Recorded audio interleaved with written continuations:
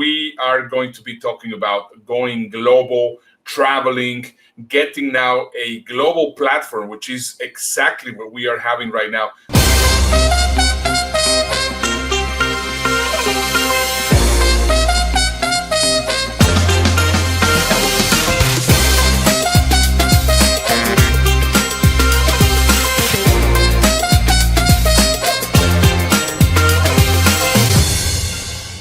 If you want to find out how to go global on a virtual platform, make sure to keep on watching. Make sure to subscribe. Make sure to ring the notification bell and let us know how are you. And also, it will be awesome if you let us know right now in the comments to let us know where you're watching.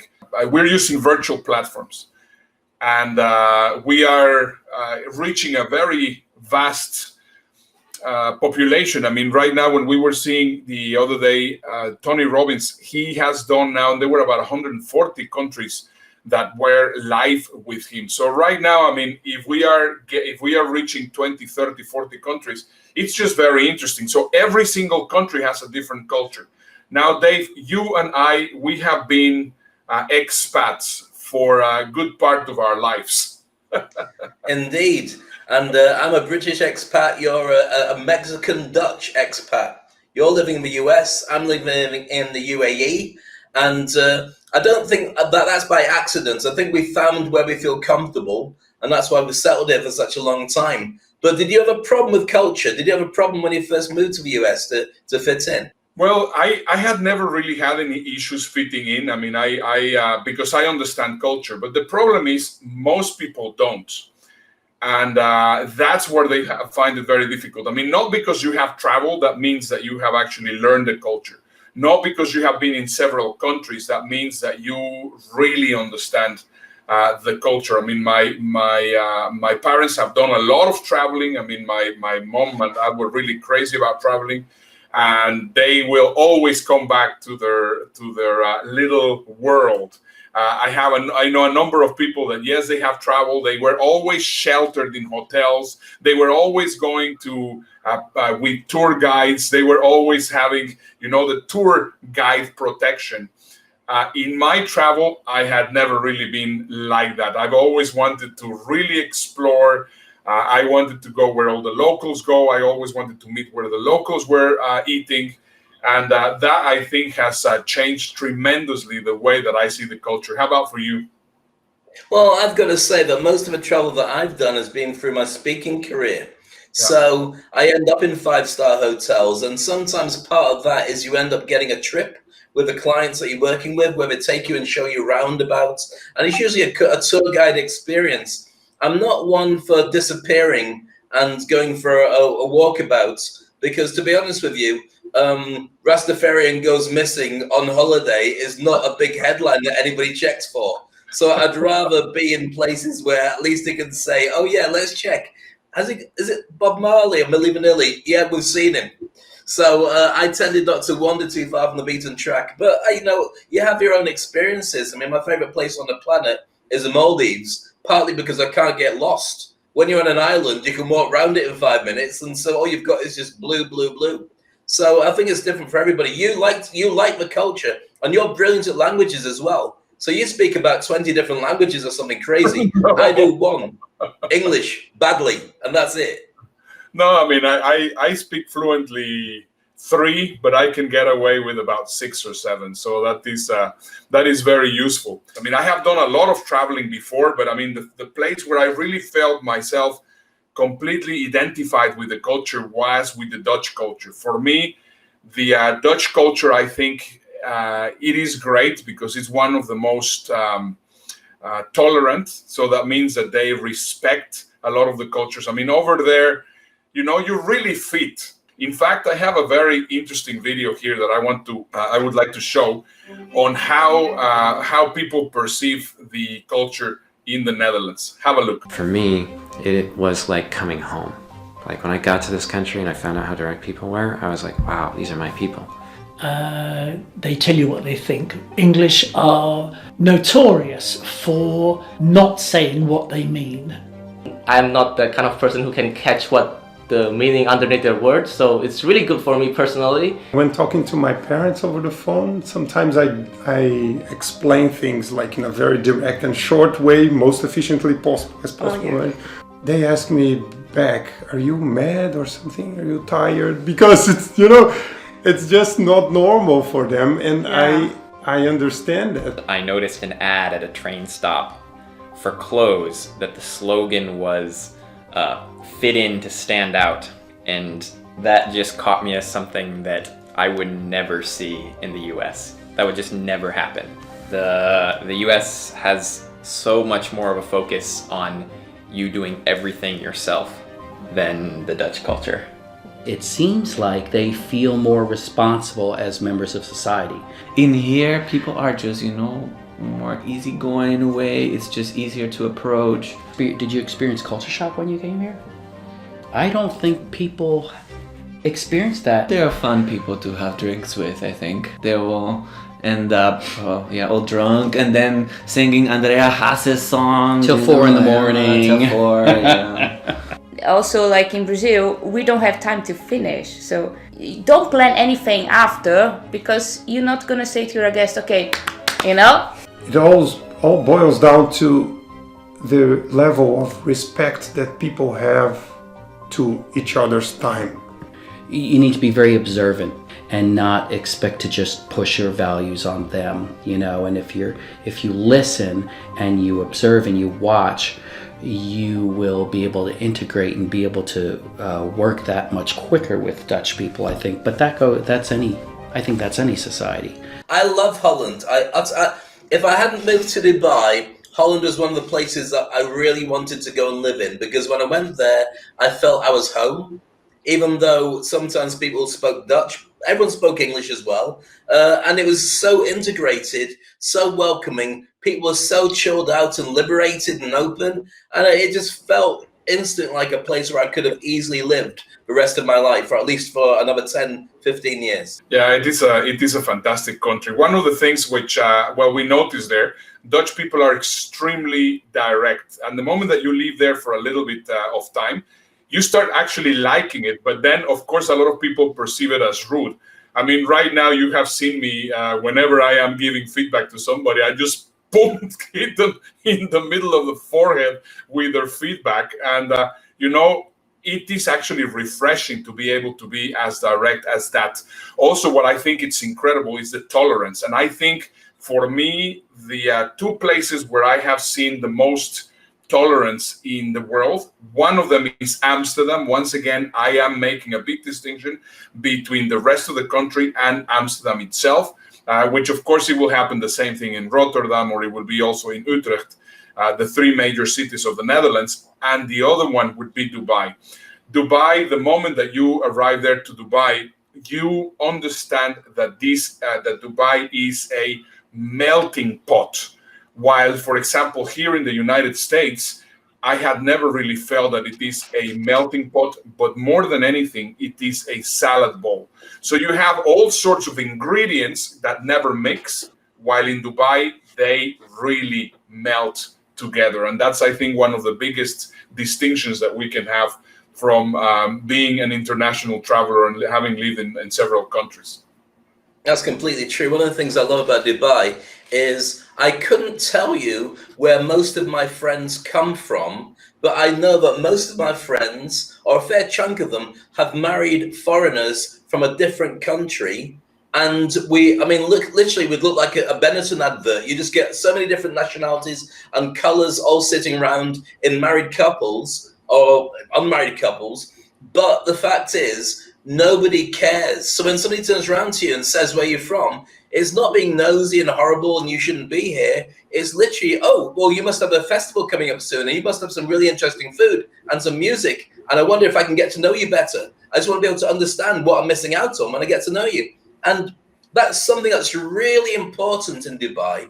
And it's something that, I've been here almost 30 years, and the rulers of Dubai have made it very clear that the way that Dubai works is everybody's welcome, but it is expensive. So you've got to be able to do business to be able to stay here. But if you do stay here, we'll make it as safe as we can for for you to get married, have a family, go to school, have a big car, and enjoy life out here until whenever you decide to leave. And run a business on a global scale, because they promote Dubai so everyone can come to it and see how big it is. So it's really cool.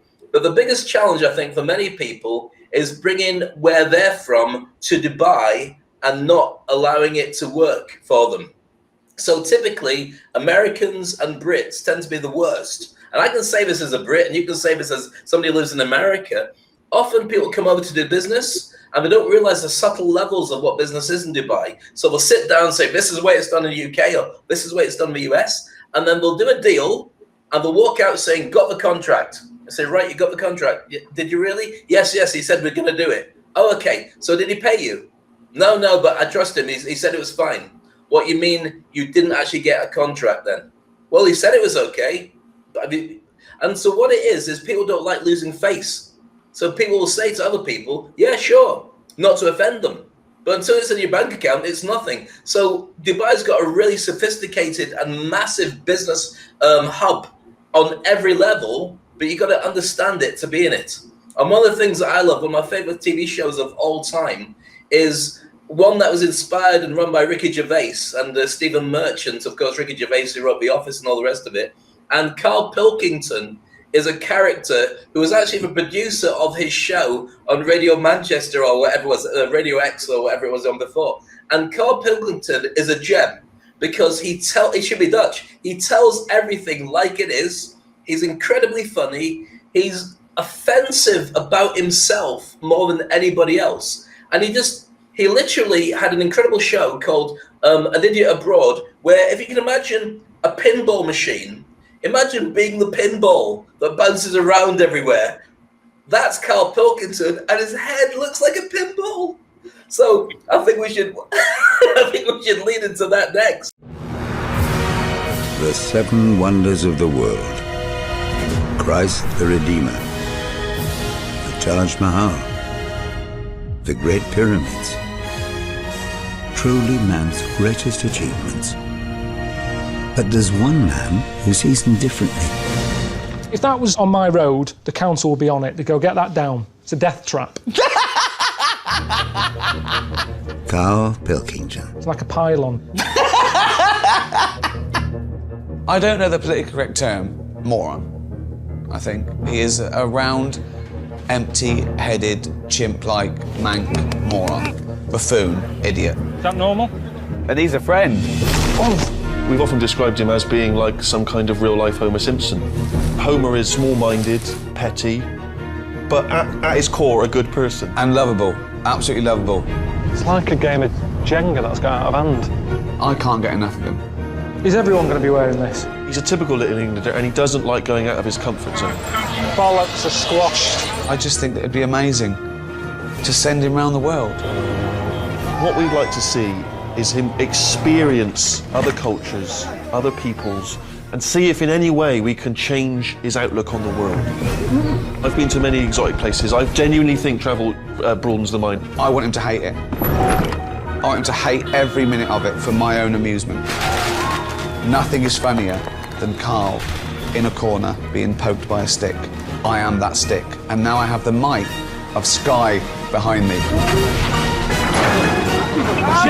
This is one of the funniest, most expensive practical jokes I've ever done. And it's going to be great.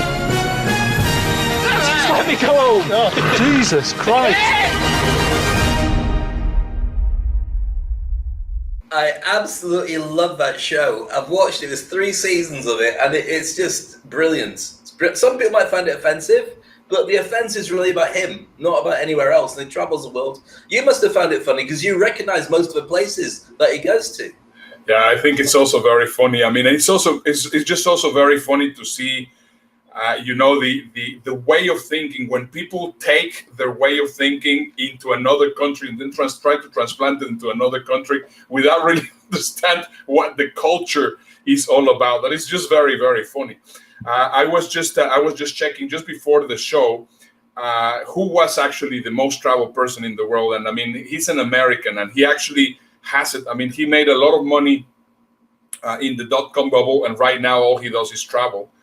and he has been to every country, and he does expeditions just to go to the most difficult places where to go.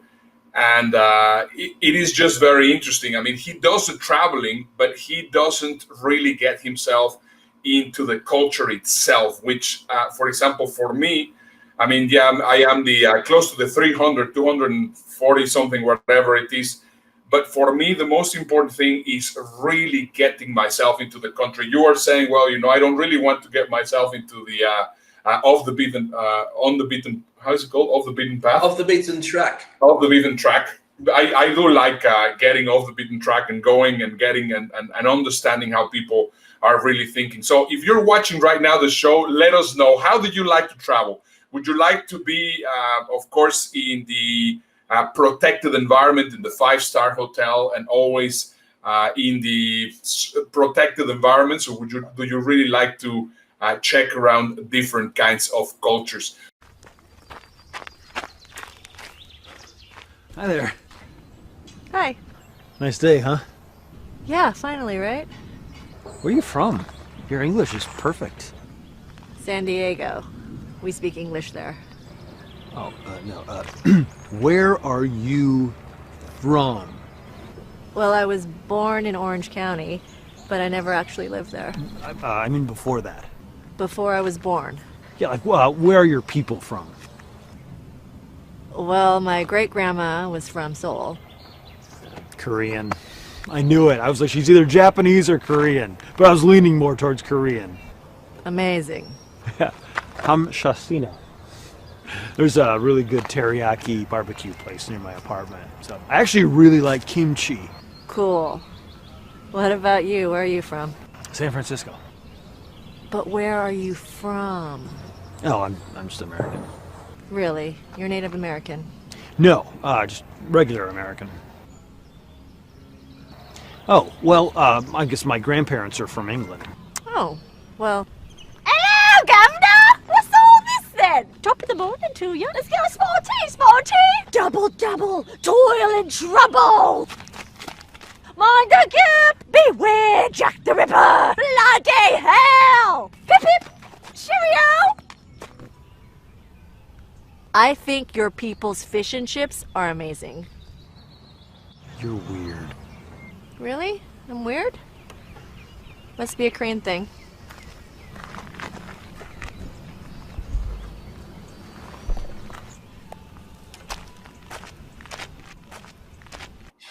I've done that to people so many times, and what you do is it's like pulling a pin out of a grenade and making their head explode about 10 seconds after you've walked off. You say something and you know they have to digest it, and they'll either go, "Oh my God, is that true?" Or then they realize that you just had enough and walked off. Either way, the head explodes. It's worth it. You should try it yourself. Yeah, I mean, it is just crazy how many times it happens here. I mean, people they think that they're building rapport with you by telling you all these things, but you just think, oh my goodness, these people are absolute idiots. But the thing is, you can tell when somebody genuinely has an interest in you, as opposed to when somebody is just being nosy for their own reasons. Because there's a certain way they carry themselves, there's a certain way that they are interested in you. That doesn't happen if they're just being nosy. I mean, you can really tell. And on occasion, you get somebody where they've miscalculated it, but they actually are genuine about it. So, it's really something I would love to have a world where nobody asked me any questions about where I was from because they don't care, they just want to know me. But that's going to be a little while before that happens, I think. It's going to be a while. Well, I mean, it has happened to me that sometimes they have never met me, and they tell them, well, where is he from? And they said this from Mexico. And then suddenly I arrive there, and then they cook for me a meal that they think it's Mexican. I go like, ugh. And they say to you, what do you think of that? And you've got to go, this is really nice. I'm in your house, but I don't see your dog anywhere. What's just happened? Thing is, I mean, well, I left the UK behind, and I left the UK, and I love the UK, but for me, there was lots of reasons why I just felt I couldn't stay and get the opportunities that I got in Dubai in the UK, and I proved to be right. I think the importance is that you have to have a different mindset if you want to go global. So what do you have to do if you want to go global? If you want to reach a new audience, and right now, we've never had a time where you can't travel like right now, but you can reach online like right now. Social media's played it so perfectly. If you want to know how to get your business to go across the globe, you've got to think differently. Now, you and I have been traveling a lot, Ernesto, especially together, and taking speakers all around the world. And every now and again, somebody like Frank, for instance, Frank Mulcahy, we talk about a lot because we love him to bits. When he travels, when he goes back, people treat him like he's some kind of explorer. Just like, oh my goodness, you've been to all these different places. And it translates into him getting more business, because being international is worth its weight in gold when you're able to say, I've worked with lots of different people and got on with all of them. Wouldn't you say? Yeah, absolutely. Well, I would have never expected that. My myth, in my marketing myth, what people remember me for is the fact that I am the 247th most traveled person in the world. That impacts people so much. And the moment that I say, well, you know, I have trained 120, 130 nationalities, even more nationalities than Tony Robbins. And now that we cannot travel, the fact that you can be having an exposure with a web TV show or with whatever you're doing, and it's international, it's great. Now the next question is, how are you going to come across? I mean, are you going to be coming across like this British guy from San Francisco that is just trying to be really nice to the Korean girl? I mean, that is just really a bad thing. Absolutely. And if you watch it, he was being friendly all the way through, but dropping so many clunkers, you couldn't help but be offended unless you really, really, really were related to him already. So that's worth thinking about. For all the speakers, all the business people, all the people who enjoy the Toilet Paper Diaries, the next part of the show is very much about getting you to understand how to leverage your existing business and turn it onto a global market, and to understand the bits that are working for you locally. Maybe there's some elements in there that can work for you globally as well. But how do you start? How do you make it happen so whatever your business model is, you can embrace, see what's happening elsewhere, and start running with that? Make sure to like the video, to share it, to make your comments so we can see who you are and what you're doing, and subscribe as well. We always love the idea of starting a watch party so all your friends and other people around the world can also join us on this wonderful exploration of the Toilet Paper Diaries. And this show is all about how to go global. And that's why Ernesto and I are spending so much time talking about travel, because you must be really missing it, Ernesto. You travel all the time. And right now, you're not going any further than maybe the bathroom in the garden. Yeah, well, you know, it is true. I definitely miss it. However, I also am very happy to just be enjoying right now time with the family and whatever. So it has advantages and disadvantages.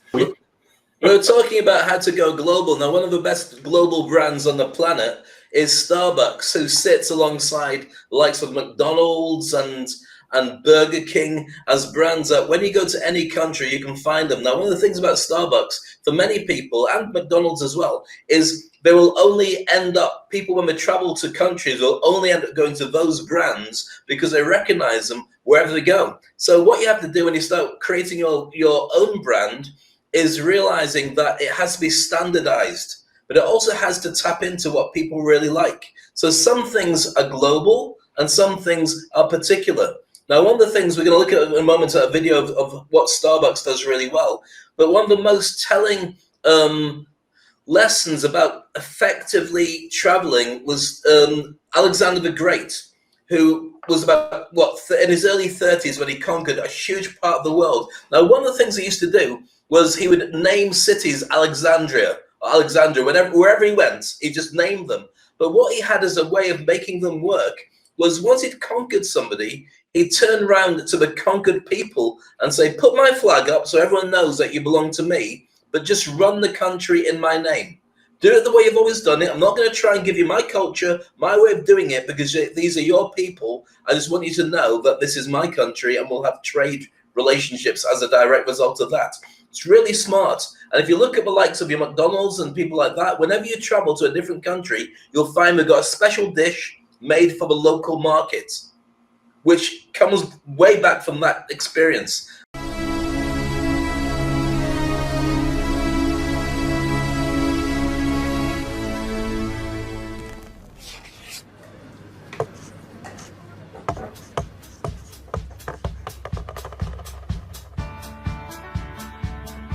It's sort of our special place because this is where we used to go for our dates. We've been together for almost 23 years, and Starbucks is a huge part of that. People are welcoming and it's kind of nurturing. It's not just a cup of coffee, it's an atmosphere. It's memories, it's just conversation, it's about relationships. Starbucks is kind of like a second home.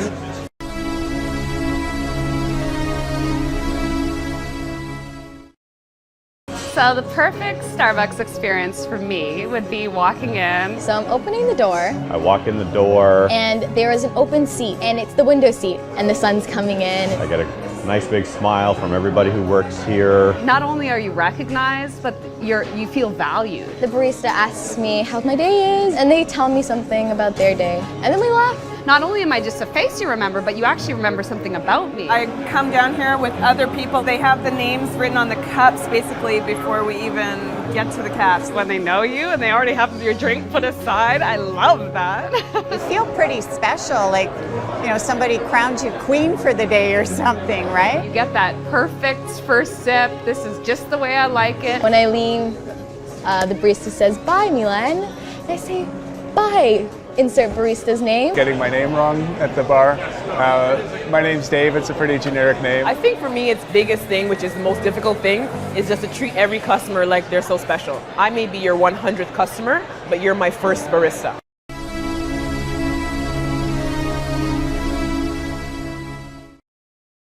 When I come to this location, they made an effort to get to know me. And there was this new girl, I hadn't seen her before, and she says, "How do you say your name?" So I told her. The next day I came in, she greeted me by name. So I thought it was a really special touch. They love working here, I love coming here. It's a really nice feeling to feel that connection. I say valuable, like I matter.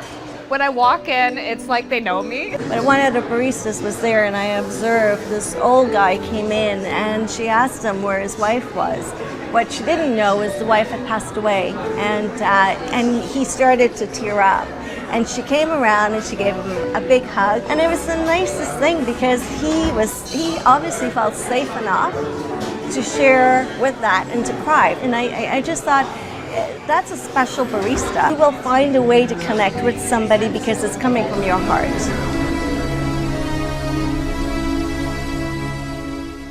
Well, just talking about Starbucks, we all like a coffee, but ultimately it's down to going in and being friendly. You want to know that people care about you. But do you find that people get your name wrong when you tell them in Starbucks and places like that?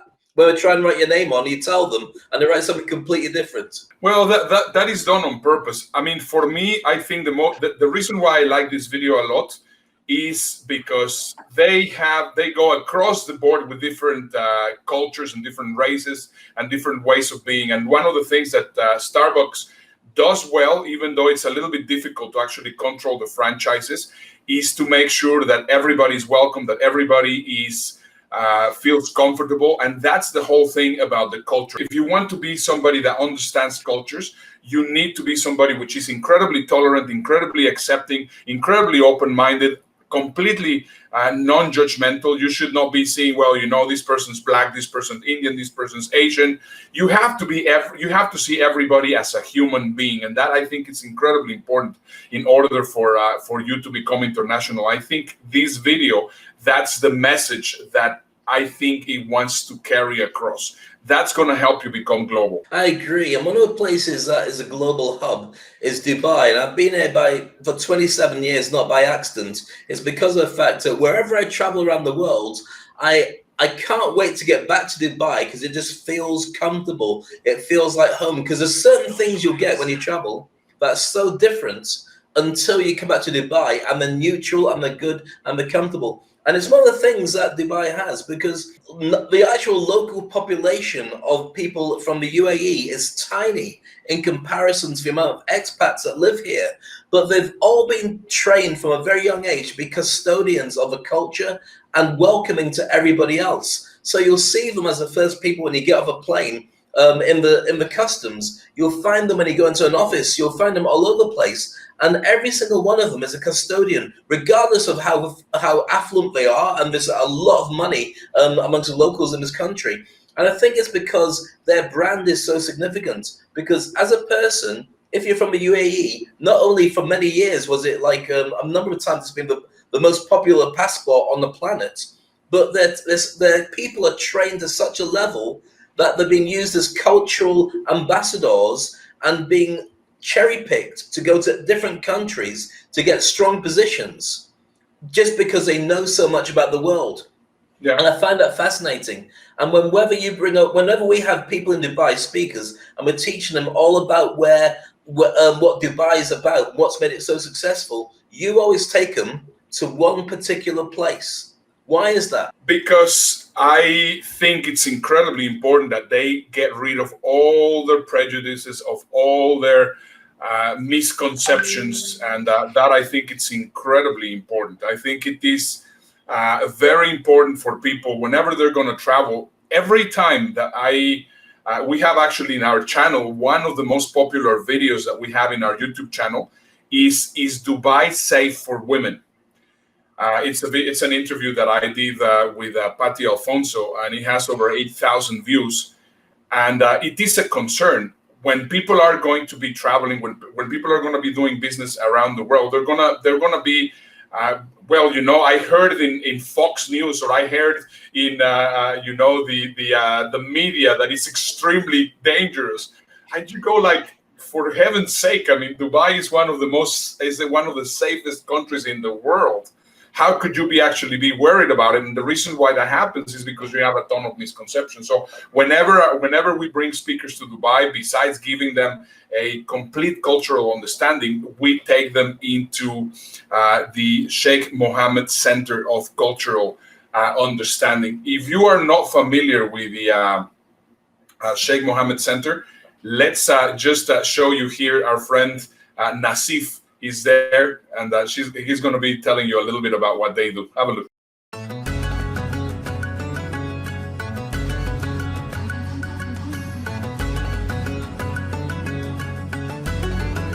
My name is Nasif Kayed, Managing Director of the Sheikh Mohammed Center for Cultural Understanding. The idea behind the center is open doors, open minds. We're going to talk, we're going to learn from each other. I am different than you, you're different than me, but we're willing to coexist and accept each other. And of course, you know, one of the nicest ways to break ice is over a meal. You come, you have a seat in an old traditional courtyard, then we serve either an Emirati breakfast or a Emirati lunch. It depends on the day and the time. When we sit, we introduce our traditional foods, machboos chicken, machboos veal, lamb, farid, tarid, haris, saluna, and we talk about the ingredients. We talk about the origination of coffee and how coffee has cardamom that settles your stomach. Everything really becomes a good, nice educational conversation. You come with a complete, total misconception, maybe complete, total barriers between you and I. Oh my God, why you dressed like that? Why you believe this way? Why you think like that? And then all of a sudden, after 90 minutes, you say, hey, wait a second. I'm willing to reconsider how I perceive people. And this really opens you, not just to me, but it opens you to the other people. So really, we are building bridges between human beings, between mankind. I think it's essential. Politics is destroying that bind between human beings, unfortunately. So this brings us back together. It's always an opportunity for me to teach and learn too at the same time. Absolutely love it. How many people do you think we've taken to that center? Because we do commission on it. It must have been hundreds and hundreds. At least 200 or 300 people we have taken to the Sheikh Mohammed Center of Cultural Understanding. And I think there's a cliche saying, or in Rome do what the Romans do. And I think when you arrive to a country which is as diverse in Dubai, you have to ask yourself, well, who are the Romans? It's very true. It's very true. And the beautiful thing about what we've done here is they've allowed everybody from around the world to bring their own culture, celebrate it, have their national days, contribute it to the way that Dubai is. So any given weekend, there's a national day or there's some kind of religious celebration, and everyone's welcome and everyone's part of it. And that's why people get addicted to being in Dubai, because then they go back to their own countries and they can't believe that it's like that. I remember recently myself and the family went away to the Maldives. I was working in a gorgeous spot, and I became friends with a very famous British pop star. I can't mention who it is. But you and I have had this conversation before, and so we chilled out. They had a young family. She had a young family. She was with a husband and a young daughter. Same with Aziza and Maya. And we spent about 4 or 5 days chilling out together. And then I said to her, can I do an interview with you for my social media? And she clammed up. And after 4 or 5 days of being super close, they went a bit distant. And I couldn't work it out. I was like, what have I done to offend? I Googled them, and so much stuff had been written in the press that was wrong or whatever speculation because they're such a public couple. And that would never happen in Dubai. You just don't do that. You don't post anything on social media or anything without someone's permission, or you can be prosecuted and sent to prison. So therefore, everything's kind of protected, but open and fair. Whereas the rest of the world is just crazy. So it was a real shock for me to have that experience. I mean, if you want to go global, you really have to understand the culture. And you know what, for me, it gets also very confusing sometimes. From when people ask me, where do you feel yourself more? I mean, do you feel that you're more Mexican? Do you feel that you're more Dutch? Do you feel that you're more American? And in reality, I mean, if I am in Mexico, I feel Mexican. If I am in the States, I feel American. If I am in Holland, I feel Dutch. But I also feel very Dubaian. I mean, I feel also that I am from there. How do you feel? I mean, I'm sure that you also have this feeling. You're British, but also you feel pretty much an international person from Dubai. I realized at a very early stage of my travels that I am a Brit, but I wanted to have a break from living in Britain. But I'm a very proud Brit living abroad. And when you've lived in Dubai for as long as I have, what tends to happen, and this might be true for many other people who are expats as well, when you've been here and people just arrive from the plane and start settling in, you kind of don't have an interest in finding out when they start telling you about all the cultural shocks and differences. You're like, yeah, been here, done it, don't care. And it's just like when somebody goes to university, the first year they're there, it's like, oh my goodness, have you done that? Have you tried that? And you can't say that to any of the people who've been there for 2 years or 3 years because they're like, yeah, we've been through that. It's not even interesting anymore. So I think the longer you stay in a place, the more it becomes natural and accommodating for you. But what also happens is you take on a pride. I am proud to travel the world and spread the word of Dubai and the UAE. I talk about it all the time. And because the rulers have made it so wonderful for you to be able to point out stuff, anyone who Googles it goes, oh my goodness, the place is made of gold. And you don't want to tell them it's not, but you say, yeah. And it makes it very easy for people to respect you and think that you've done all right for being in Dubai. So I kind of love that a lot. I think you must do the same when you say, let's go to Dubai. People go, wow, very excited. Yeah, absolutely. I mean, that has been also part of my branding. I mean, most of the, it's also been part of my big branding. So now the question is, when you, and this is a big difference between what I have found that you can get in Dubai or you can get in Amsterdam, and then you come over here to the United States, and then they have a word here which is very hard for me to actually be dealing with, and they call it an immigrant. In Dubai, you're an expat. In Dubai, you're an expat. In the Netherlands, you're an expat. Here in the States, sorry, you are an immigrant. And that is a very weird word, if you ask me. It feels like an insult to me. It feels like somebody's saying you shouldn't be here, like an illegal immigrant, an alien. And it feels like that when you hear it. And I think it's used as a slur term by many people, whereas that's not the case certainly in Dubai, and it's not the case in, I mean, being a Brit, I remember watching Eddie Izzard, who's a brilliant comedian, really smart, funny guy. He did a TV show called Mongrel Nation. And it was all about the UK. It's a 3-part episode. You might still be able to find it on YouTube, about how anybody in Britain who tries to pretend that they are originally British is lying. Every single nationality has come to Britain at some point, settled in, contributed to the nation, and all the British original people were living on porridge and just soup. before the Romans came over and taught them how to cook properly and to have ovens and straight roads and everything. So the growth of Britain, the culture and who we are as a people is only thanks to the immigrants and the expats who came over, contributed and made it what it is. And I think that's true for every country. Yeah, it's the same thing. It's the same here in the United States. I mean, here, as the Korean lady was saying there, you are, if you're an American, then you have to be a Native American, which right now, for example, it's been also, I mean, with that story of the Black Lives Matter and all the things which are going on right now in the world, right now, the Washington Redskins, which in a certain way, okay, Redskins, but you know they are the Native Americans. Now you cannot use them either into your marketing, and now it's going to be the Washington football team. So you know it gets to a point that you go like, my goodness, it is really important. Instead of trying to think, well, you know, that's the Mexican and that's the black Brit and that's whatever. You know what? I prefer to say, well, the guy from Dubai.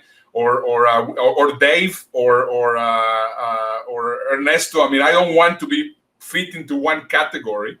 I want to make sure that I am just basically seen as a human being. And I think you have the same feeling, right, Dave? I do, but one of the things that's really significant, and you and I have talked about this many times, is if you are white, you don't have to notice all the things that I would notice. Yeah. So it's easy to say, I want all lives to matter, because you don't have to worry about somebody pointing you out and leaving you at the back of a queue. Whereas for me, I'm mega sensitive about it. I work on people liking me as Dave. That's very important, but not for a second or forget the fact that I am a person of color. And to some people that will be, wow, that's really interesting. And to some people will see as a second-class citizen. So maybe one day when the world is brown, which it will be, they're saying in 40 years, that the world will be more brown and mixed than anything, then maybe it won't be an issue anymore. Yeah. And I live and I love towards that time when it happens. Yeah. And it's interesting to see how people in America embrace the badge on the trophy of being from outside and coming to America to grow and grow the country and grow themselves. That's a beautiful thing when it happens. That's the fiber of the United States. And even though I don't really like that word immigrant, I think the fiber of the United States is people from abroad. And I love this video that actually is, I think June was the immigrant month or something like that. And I think it is a very nice thing to talk about the fact that the mix of different nationalities around the world create a much better environment in the world. Have a look.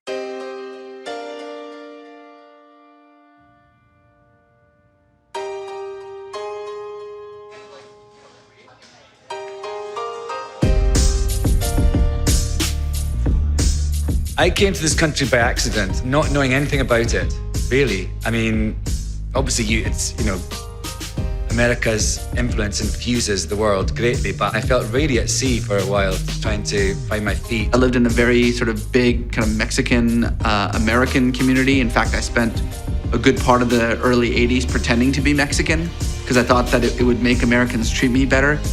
It didn't, by the way. My mom, she really thought that Girl Scouts were Border Patrol agents in training because they all wore green uniforms. You remember telling her like, oh, the Girl Scouts, they just want to sell you cookies, not deport you. And my mom would say, haha, that's how they get you. Then you buy the Thin Mints and boom, I'm back in Mexico. No cookies. My dad told me the story when he first got to school. He was in the cafeteria and they were serving hot dogs. He'd never seen hot dogs before. And he was completely freaked out because he thought, oh, here I am in America and they're serving me dogs. They got a call in the middle of the night. You have been accepted to Washington University's residency program. Tippy, get the map. Okay, that is very good, thank you. Okay, where is Washington University? St. Louis. Okay, very good. Okay, open the map, St. Louis, Missouri. Perfect, in the middle, close to everything. I am Amir Arison. My name is Christella Alonso. Adipera Oduye. Reza Aslan. My name is Alan Cumming, and I am an immigrant. I'm an immigrant. I am an immigrant. I stand with immigrants. I am the American-born son of a family of immigrants.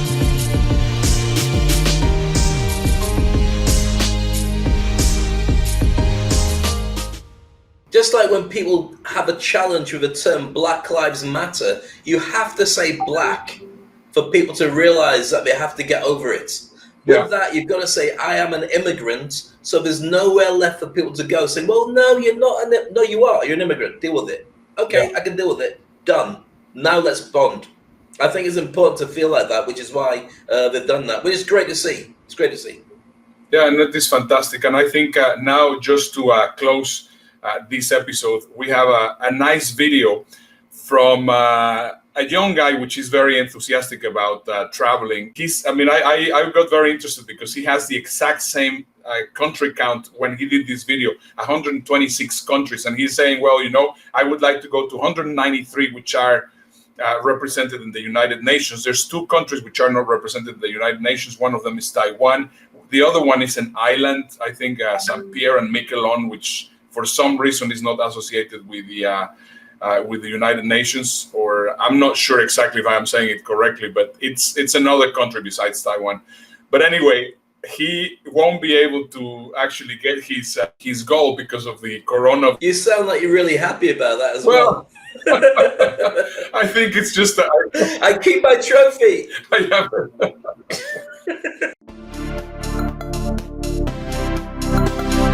Hello from Zambia.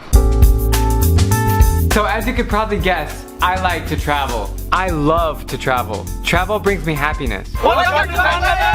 It teaches me new things. It challenges me to think. What is she saying? It introduces me to new cultures, new experiences, new cuisines, and new lifestyles. And most of all, it makes me realize how lucky I am.